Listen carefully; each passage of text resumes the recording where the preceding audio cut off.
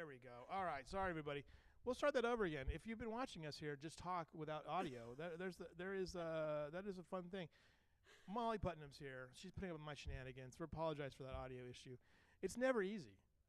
We'll have Justin McClure on later. He's a jam radio guy. He can figure that out for us too. But here's the problem, though. Molly, you quit this place. You retired from this place allegedly, and then you came back. Yes. You couldn't say no to it. I couldn't say no. Right. No, it's home. It's always where I felt like I was supposed to be. Right. And so we're here. And again, if you just missed this or you couldn't hear us because we were talking to ourselves with no audio, the important thing to remember about this event is that, I've been covering this event for 5 years now. This is my 5th time covering it. I've been coming to this event since 2019. And it's one of my favorites of the year because I think you see the value of this community center, and it has been, this is 15 years of this center being here, and it continues to serve a very important mission. Yes. Wouldn't you agree with that? I would. I think people look at this building a lot and they see that beautiful fitness center and gymnasium, but this right here, what we're doing today, this is the reason that we're here. Right. Exactly.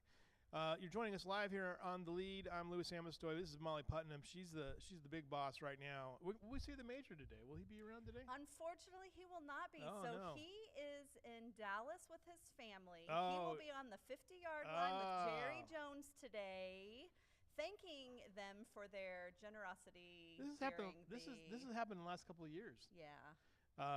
Remember, Major Missy Romack was a huge Dallas Cowboys fan.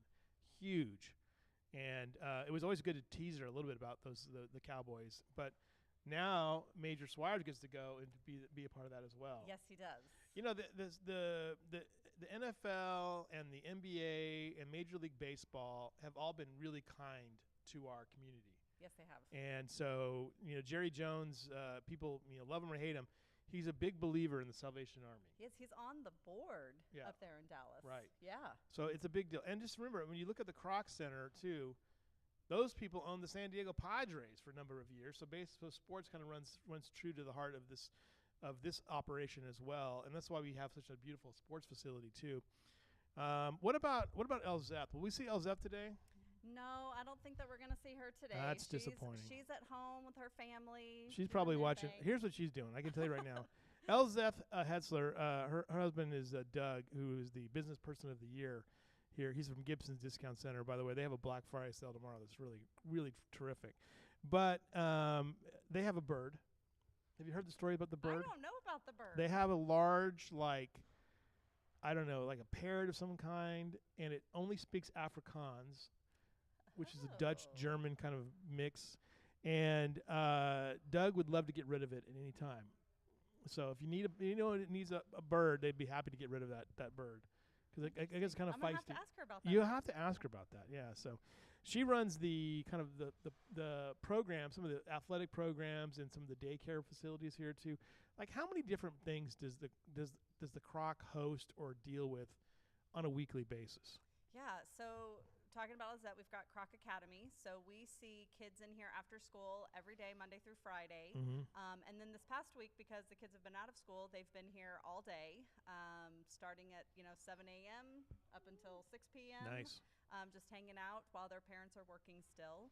But then, of course, you've got all of our exercise classes, Les Mills classes going on. Yeah. We've got the fitness center, so you're in here doing whatever you need to in that. And then we are going to get some sports and rec going back again, so we'll have some more leagues and camps happening soon. And then once we can get our pool, some repairs done to it, we'll get that back open, and we'll start doing some swim lessons. And now, when is the water slide available for the adults, not the kids? I want to go down the water slide, but I don't want to deal with a bunch of kids hanging on me. Well, as soon as I fill it back up, you could go out there now. All right. I love that thing. Yes. The biggest challenge, there's a capital campaign going on too right now. Is that still in the works to do some different things? So I think that's kind of a little paused right now, waiting for now with Major here and stuff. Yeah. So I don't have a lot of detail to give on that right now. Right. Okay. That was something that was kind of been kicked around for a bit because, believe it or not, you're kind of hitting your head against the wall in some areas. Yes. There's some expansion areas as well. Okay. In the 2 years you were gone, what's been the biggest change? The massage chairs, or were those here when you were here? Those were here. There's really not a lot. Like, it really was just kind of come right back and get right back into what we were doing. What time do you start this morning? So I wasn't here till 8. Thank you for this Odessa Chuck Wagon group here at 3 a.m. this morning. They were I ready didn't to have to be here till 8. That's perfect. Yes. That's perfect. Because before it was an all-week event. Yes. There was cooking all week. Yes, there was. I mean, we did have volunteers these past few days, but they were helping us with cranberry sauce and cutting pies and doing that kind of thing. But no, the normal, what it takes, Odessa Chuck Wagon gang handled it all for us. What's your favorite part of this week or this day? What's your favorite part of it? It's all of the community, everybody coming together. So just the family vibe that you get from all the different volunteers from different backgrounds, and just everybody who comes in to eat. It's just all of that fun fellowship. Right, exactly. Yeah. All right, Molly, let's get you back to work. All right. Thank you. Appreciate it very much. Good job. We will talk to Justin McClure coming up next. So go ahead, get out of here. Thanks for having me. You're welcome. It was Molly Putnam, the new old director of the Kroc Center. Again, we apologize for not being able to have the sound there early on, but now we'll get Justin over here and he'll tell us what's going on. He's coming now. We're going to ask him about what he's thankful for this year. He's always got good things to say about stuff. Well, if you are looking for some things to do today, there's not a whole heck of a lot. The NFL schedule is pretty compelling, though. Compelling and rich. You can hear the baritone voice, sonorous voice of Justin McClure approaching us here momentarily.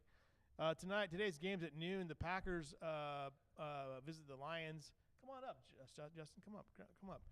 The Bengals are at the Ravens tonight. That's Thursday night football, and we've got the Chiefs and the Cowboys. That's actually a big game. That's at 3:30 today, and that's where Major Swires will be. Here, grab a microphone. You know how to handle one of those microphones, don't you? Lewis, how are you? I'm good. How are you? You Good. You did a great job on the parade, by the way. Thank you, man. How many years have you done that parade now? I'm not sure. I know it's been 4 or 5. I think that I've been doing it. Feels like feels like that 1 year they might have had Charlie Mack do it. Yeah, I think we swapped back and forth for a while, but we've been after it for the last. It's a fun one.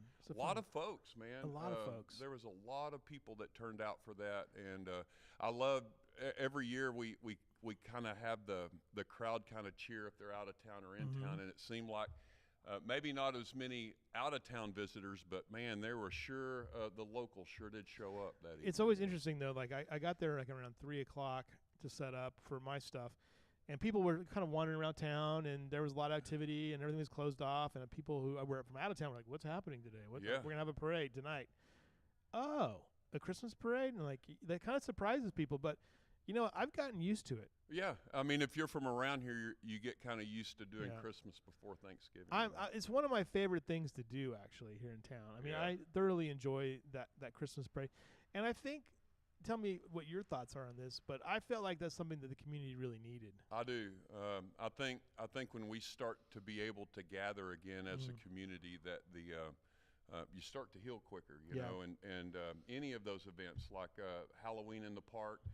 I know K-Pub had their Power Week down there, and if you look at the numbers of the people that showed up to those events this year, you can see that there's so many more local folks coming out, and I think that does show that there's that need for us to gather as a community. You know, we are 4 months, almost 5 months post flood, coming up here in a few days.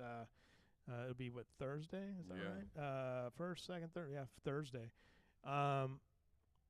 You know, it feels like I was going back and working on some end of year stuff, and you know, look at January, February, March, April, May, and it's like ancient history. It feels like it feels like the whole world stopped July 4th. How did you? And I've never really asked you, like, how did you guys handle it on the radio, and how did the day go for you on July 4th? It was crazy, man. I think. You know, the first thing that I had to do was unpack all the gear from my truck because we were headed down that next day for the 4th of July, and so it was an odd feeling starting off doing that, and then once we really figured out how severe the flood was, it just, I think it just hit us all kind of crazy. Nobody was really expecting anything like that, and then we just went right to trying to figure out how we could do something to move this community towards the positive. Yeah. What is it that we can do that will make a positive difference? And we started that on day one, and that's what we continue to do to this day. The hard thing for me, I don't know about you, but I'm like, I look at stuff that happened on July 4th, and I'm like, what was I doing? Yeah. Well, I was like doing my thing. What were you on the air, or did you have people on the air? How did you guys handle that as far as like the breaking news element of it? Yeah, as soon as we got up, and like I said, the first you thing, guys were up early too. Yeah, we got up and went in. The first thing that we did was I went up there and I wanted to know inside of my mind that our EAS had went off, and that we had sent out the messages that our radio stations were supposed to, and as we checked those logs and checked with the Ranch Radio Group across town. Both radio groups in this town sent out 24 or 25 alerts that evening. Wow. Alerting people of what was coming. What was the first EAS alert? Do you remember what on the 4th you guys sent out? What was the first time you? It was actually on the 3rd. On the 3rd. They started going out the night of the 3rd at before midnight. Right. We started having storm warnings and stuff on the EAS system. I think one of the major things is as an individual, irregardless of where you are, you have to figure out how to make yourself alertable. Mm-hmm. You've got to make sure if your cell phone coverage is not good. Yeah. And I know in hindsight's always 20/20, but I think one of the things that has just been on my mind so much is that if folks had weather radios, the National Weather Service that night, they send out the same alerts that our stations right. pick up, and I think maybe we talked to the RV industry. Yeah. As several years ago they made it mandatory that you had to have CO2 detectors inside of your RVs, and now that makes sense. Yeah, there's CO2 detectors in all the RVs, and right. so now maybe weather radios, or look at what that new technology is that is on the horizon. There's so many new technologies out that even beat what that is, but that system is in place. You know what's interesting about this, Justin, is that it reminds me of an idea that I was struck by this as talking to a meteorologist from San Antonio, Alex Garcia, and he was saying essentially, like we saw problems on the 3rd, we were sending out, our alerts, but it's such a fragmented, disjointed world these days when it comes to media and communications. It's kind of frustrating that more people aren't paying attention. Well, one of the things, and you've seen it, Lewis, mm-hmm. as much as I have.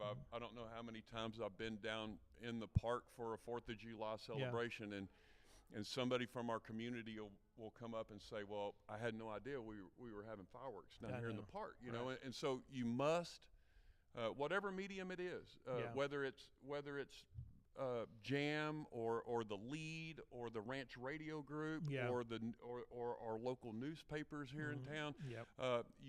If you want to know what is going on in your community, that's what we do right. best. One of the things that's amazing about this community is we do have an abundance of for a small community, we have an abundance still of media that can deliver.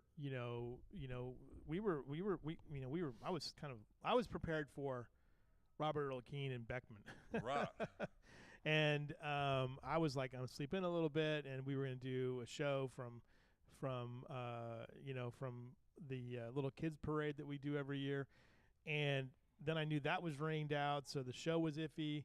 But goodness gracious me, it was something else though, that this thing that happened. Now remind me again. So you guys got up early, and I think Leslie, your wife, was shooting video.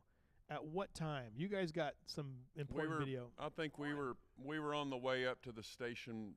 It was before 5 a.m. Mm-hmm. and by the time that we got to where the lake house was. Yeah, right. That's right. We looked over and saw that the lake house was underwater, and we understood then that this is not one of the normal things that go on when you live around a river system. This is something abnormal. The lake house, by the way, was constructed to be to after in the wake of the '87 flood. Right. And it took a beating. But it was back operational on Saturday. So it's such an amazing thing. But so what? Then you just got out. You started volunteering. What else did you do over that next few days, other than being a radio guy? Well, like I said, we got up and started trying to find out and figure out what we needed to do in the community. And I think just like everybody else, we really didn't know what to do other than trying to figure out how to help. Right. And so the next thing that was on our hearts is we needed to drive over and see how the Dieter Center was. Yeah, and it was underwater. Yeah, there was, I don't know, 9 or 10 of us that walked in the day after the flood and walked into the Dieter Center, and you could tell when we went in that it was shin high. Mm-hmm. The entire building was just destroyed. And I kind of joked with everybody that day. I was like, I know the Lord doesn't give you things that you can't handle, man, but this is right on the edge. It's on the verge. And what happened over the next handful of days was truly a miracle and a testament to this community, man. I saw so many people come out.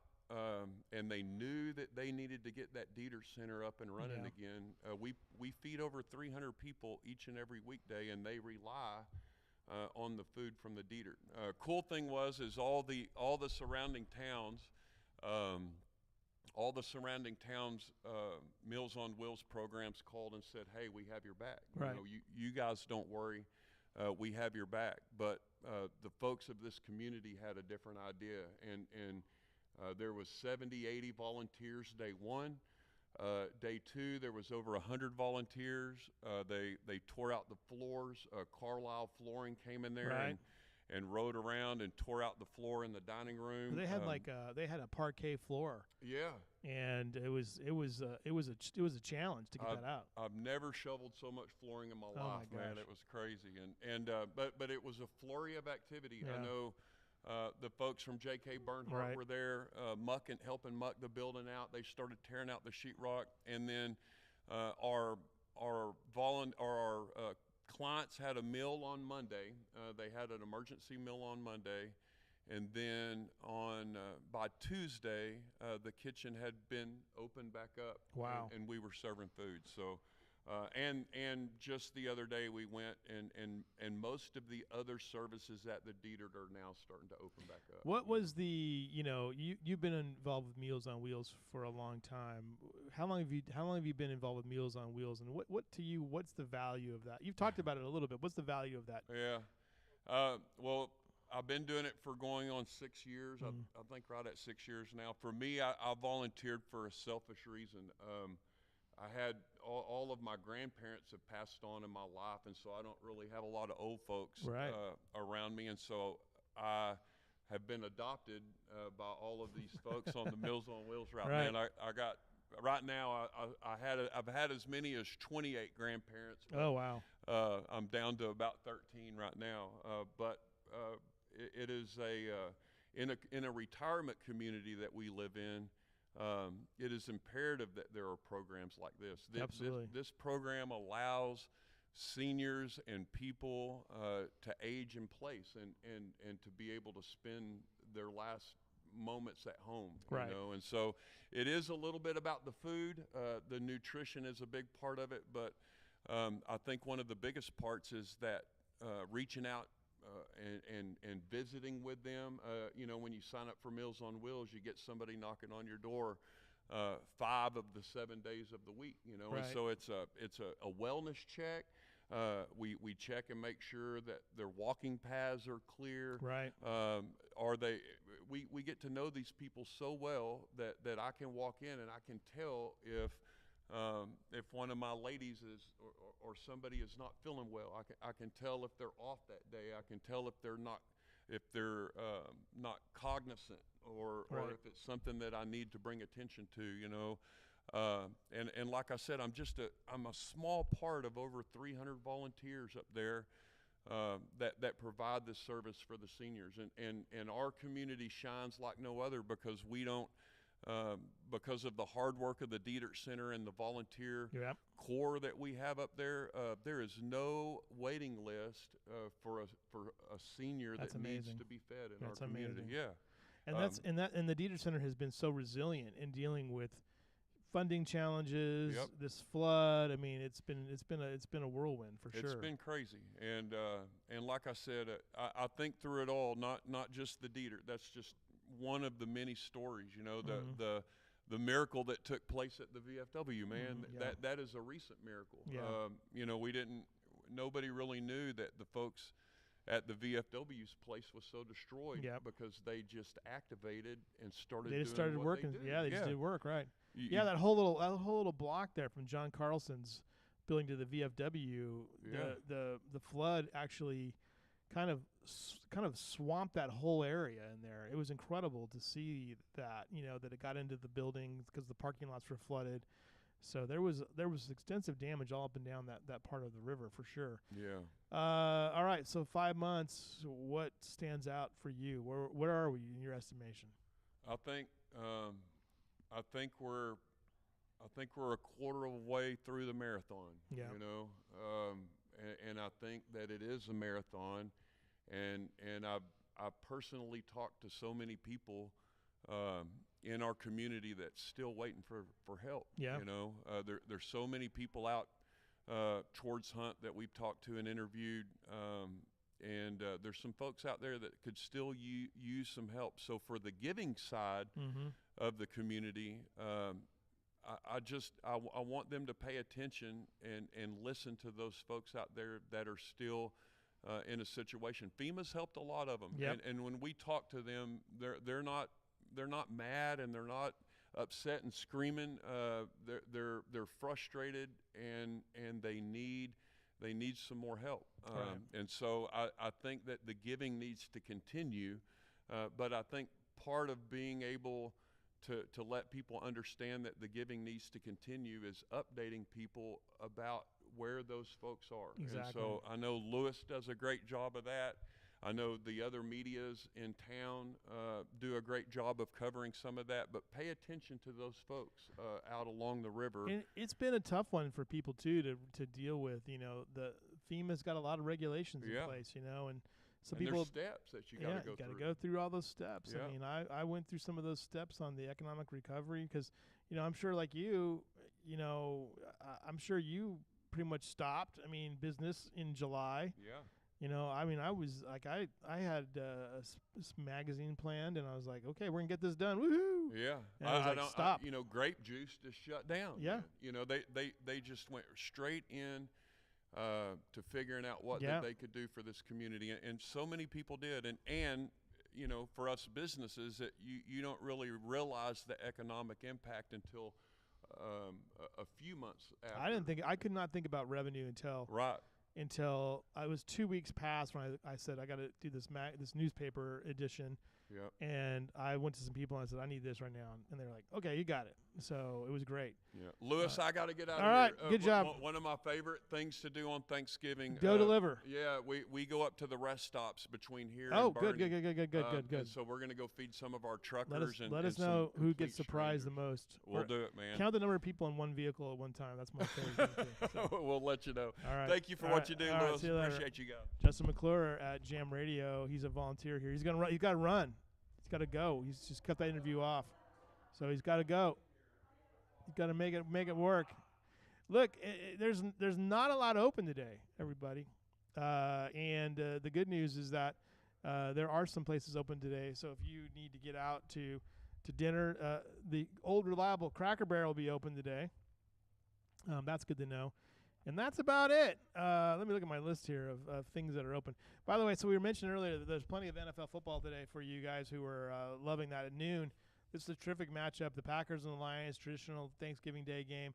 The Chiefs play the Cowboys at 3:30, and then tonight the nightcap Bengals at Ravens. Both teams are red hot right now. The Ravens especially. So we'll see how that works out. And let me see here. Da-da-da. All right.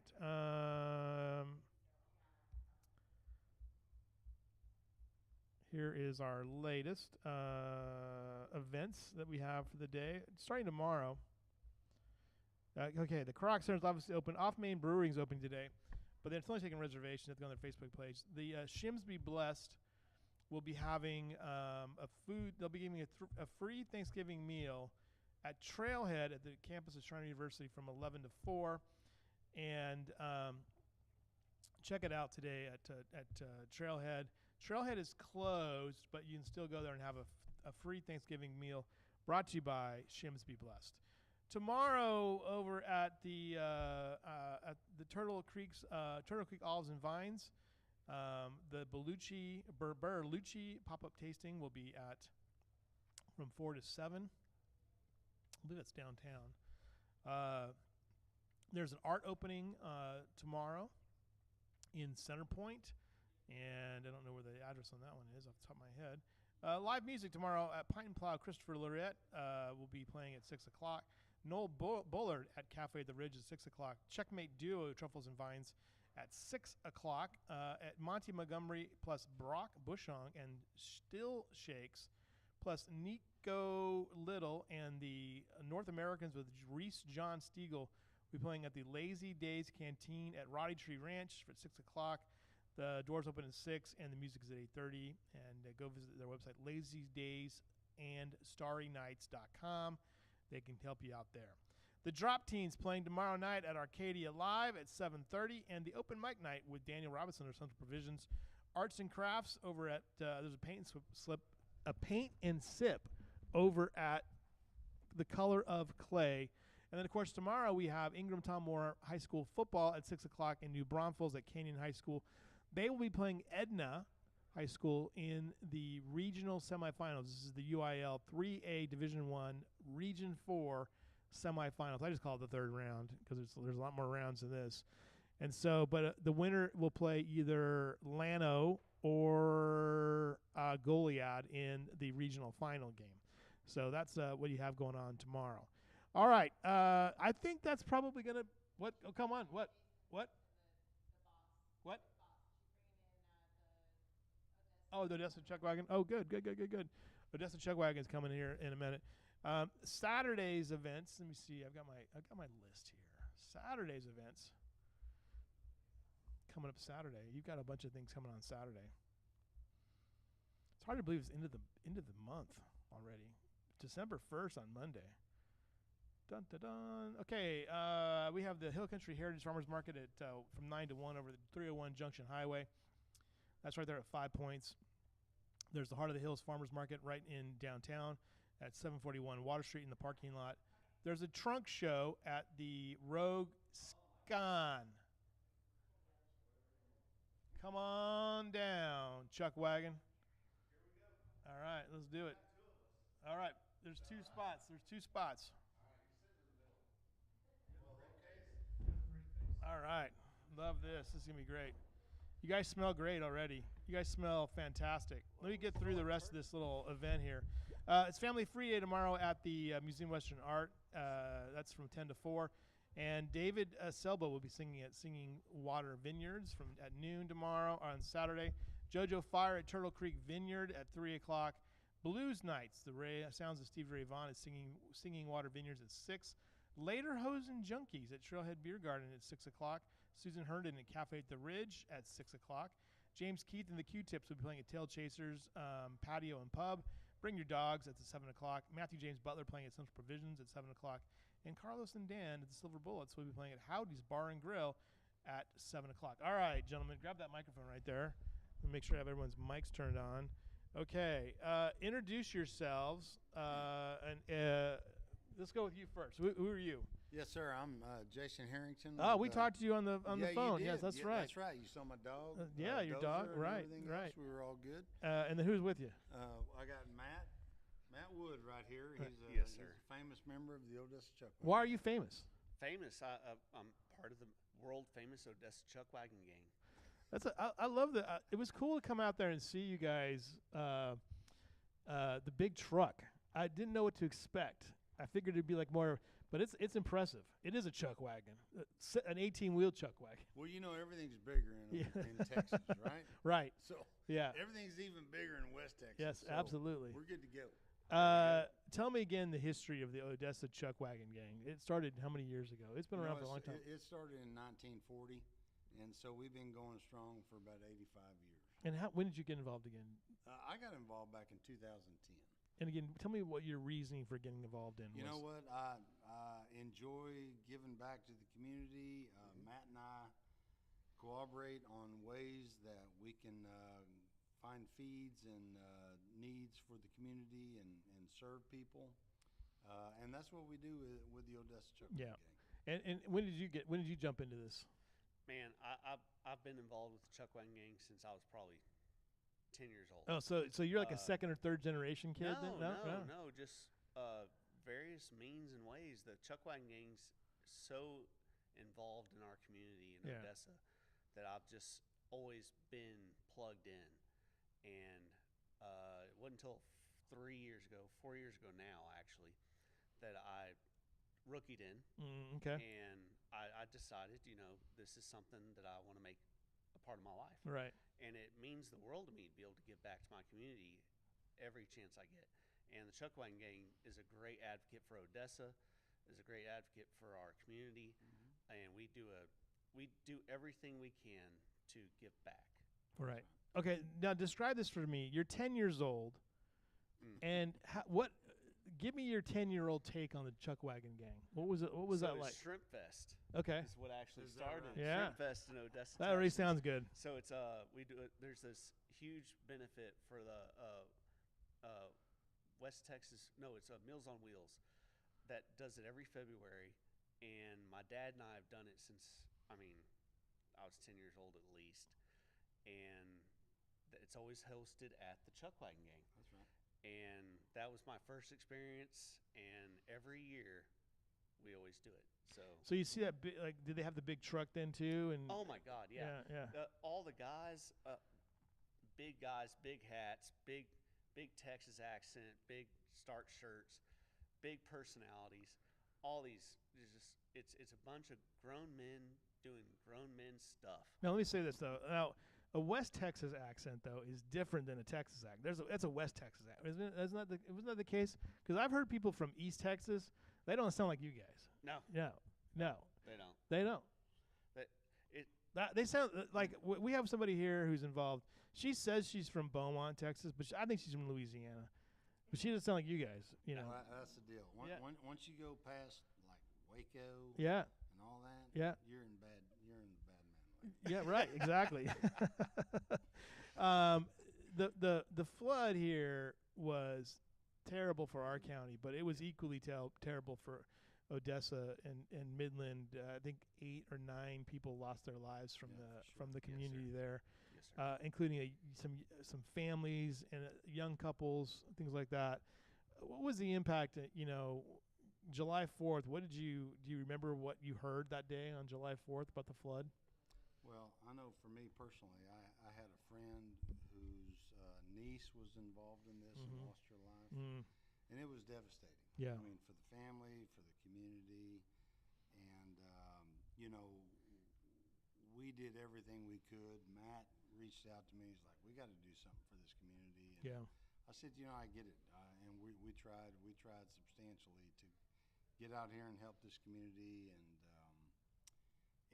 there was overwhelming support for Kerrville. Yeah, we were tripping over food, quite frankly. Overly blessed. Yeah. No, it was a great situation. Yeah.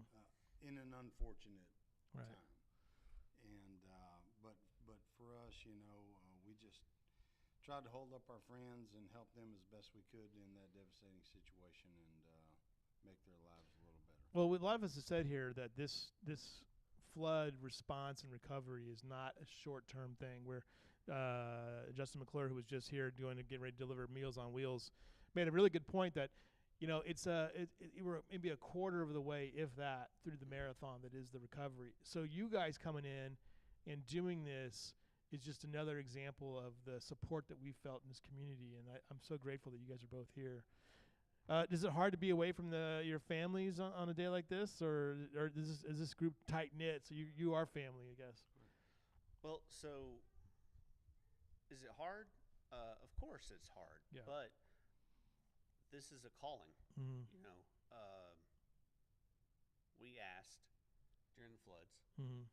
A bunch of us asked during the floods. We had the calling, we have the means, we have the abilities, we have the manpower to serve Kerrville. Yeah. During a time of crisis, and thankfully, the community was overly blessed and overly served. Yeah.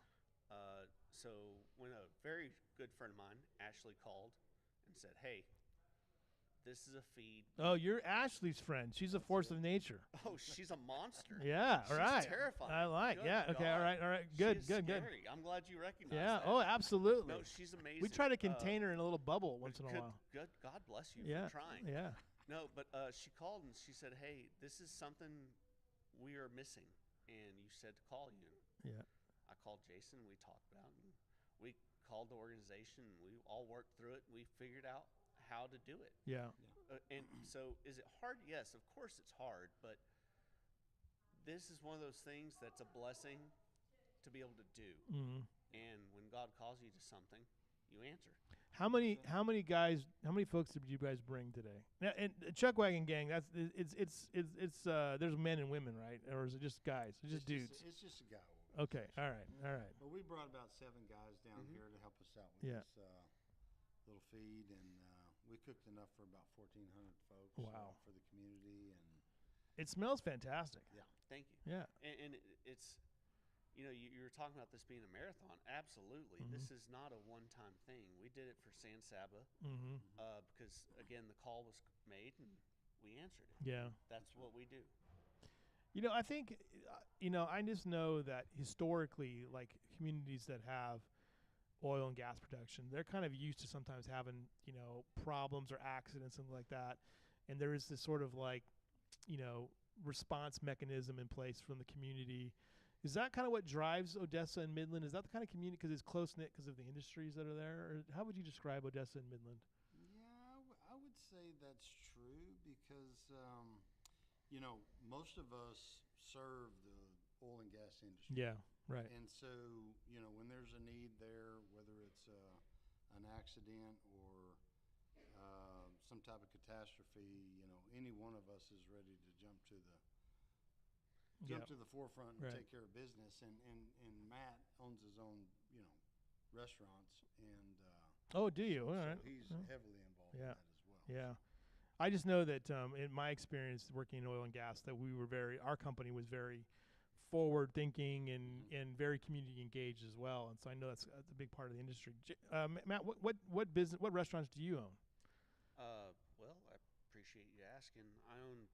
My wife and I own Johnny's Barbecue in Odessa, Copper Kettle Cafe in Odessa, and we're just blessed. We're very fortunate to serve the community we have, and the community treats us very well. Yeah. Again, it's What's the signature dish over there at Johnny's? You Gosh, know this. Come on now. oh Yeah. my gosh. So He's going to say brisket. He's gonna this say is the brisket. most embarrassing thing. Yeah. I love our brisket. I love our ribs. Yeah. I love our brisket and ribs. He's gonna say we have catfish. Yeah. You say cat- stop cat- it. So off menu items are catfish Yeah. and steak fingers. Oh. And we have the best catfish and steak fingers in town. And it's embarrassing to say that as a barbecue restaurant, we have the best catfish and steak fingers in town. That's great. That's it. But it is what it is. So Now There we are. look. I'm going to give you guys an unpopular take here. I think Texas gets all the love for brisket, but I'm telling you guys right now, Texas's best barbecue thing to me is smoked turkey. dude, Is that right? That's to me. That's just my personal thing. I've- And I would have never said that when I was a kid because I was very meat centered. But I think as I've gotten older, like pork tenderloin and smoked pork and and smoked turkey when it's done. Oh my gosh. Mm-hmm. Yeah. So we've got great turkey. Yeah. I'm working on a new recipe and a different everything on the turkey. But man, when I do, I'll call you. Yeah. All right. I want to know. He's changed his whole design after we cooked these turkeys for Kerrville. Goodness gracious, that was 800 pounds of turkey, man. Yeah. We cooked 800 I've got a whole different we flavor smoked 800 profile. pounds of turkey for this venue out here. Yes, I sir. love it. I love it. The now wait a minute. So did you go to high school with Ashley? Yeah. And so you're part. What's the Permian thing? Permian Panthers. Panthers, Come Mojo. on now. Oh, don't Come on start. now. Don't Let's talk start. about Mojo. What do you mean, Here we what's go. this Mojo thing? Here we go. We're gonna start chanting. There's enough people in the- here for it, Are they still pretty good in football? dude. They're in the playoffs. On the it's playoffs? past the areas. All yeah. right. Now was she like? I can imagine that when she was in high school, she must have been a bitty. Like she must have been really micro, but she probably knocked people over. I would think. She was the same bull in a china cabinet that is today. Yeah. Right. I guarantee you. Yeah. She seems sweet, and she's 100 miles an hour in every direction all at the same time. Yep. With "I love you" and "I will elbow you in the face." Yeah. If you get in the way. Absolutely. She is amazing. You know, it's such a sweit woman. interesting in the photos that I have on my phone. I have 3 different photos of Ashley. Like it'll AI will give you there's this person and here's this person and here's this person, and it's all of Ashley. It's like she's 3 different people. It's like there's the sweet Ashley, there's the bull in the china shop Ashley, there's the mom Ashley. Yeah. That's fun. She's here at the Kroc. This community, though, I think you're going to start really seeing it here in a little bit, when the Meals on Wheels teams start showing up as well. On the side of your truck, I noticed like it had like all of your accomplishments through the years. Run me through all the places you've been and helped out in the history of this crew. Well, I tell you, it's substantial actually, and in our tenure, Matt and my tenure within the organization, of course, we haven't seen what the accomplishment the gang has already been through. But they've been to Russia, they've been to Canada, they've been to Mexico, they've been to Tajikistan, Jeez. Czechoslovakia. Yeah. You don't bring the chuck wagon there, right? You guys set up separately. Well, when I heard tells of them going out of country like that they would facilitate pits there. Right, So, right. But at the end of the day, I mean, we've been all over America, and the chuck wagon gang has evolved. I mean, we used to cook our meat in the ground. Yeah. Right. And then we built pits that could facilitate smoking on top of the ground. Yeah. And were portable and whatnot. And so the gang has evolved, but we've been around for 85 years. That's awesome. That is an awesome story. All right, we'll let you guys get back to work. Well, actually, the heavy lifting is done now. Right now is that you get a little bit of time to kind of watch people enjoy this as well. We're very thankful for you. What are you thankful for today, Jason? I'm thankful for my family, my boys. They're both healthy, and I love them both. Yep. And Yeah, I hear you. in general. What about you, Matt? What are you thankful for this morning? Man, everything. Yep. Thank Well, God we have today. Yeah, I'm thankful that you guys are here to do this work, and as I've said before, that this is one of my favorite events of the year. Is this dinner? We've been doing this live for 5 years now, and I'm so excited that you guys are here, and can't wait to take a little sample and go off to my day as well. So appreciate it very much. Thanks for being here. Thank you, sir. Thank you, Take sir. care. All right, take care. The Odessa Chuck Wagon Gang. Good job, guys. All right. Hey, we're gonna get out of here because I'm gonna go eat. I got things to do. We got places to go. So it's gonna be a good rest of your day. Again, happy Thanksgiving to everybody here on the that's watching today on the lead. I'm so grateful for all of you that are here, and it has been a wonderful show. Again, we had so many great folks talk to us today, and again, have a great day. Enjoy. We'll see you guys on tomorrow back in the studio, back at the Peterson Health Digital Studio tomorrow morning at 9 o'clock. We'll see you guys again real soon.